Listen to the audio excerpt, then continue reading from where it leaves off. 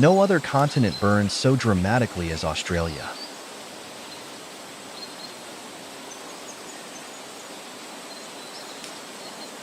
Some fires consume millions of acres. But within hours, coral ones are poking through the ashes.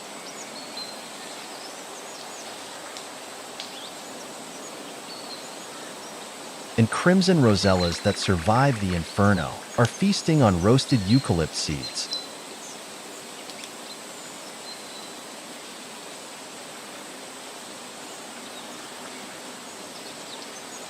Just a few days later, eucalypts are sending out green shoots.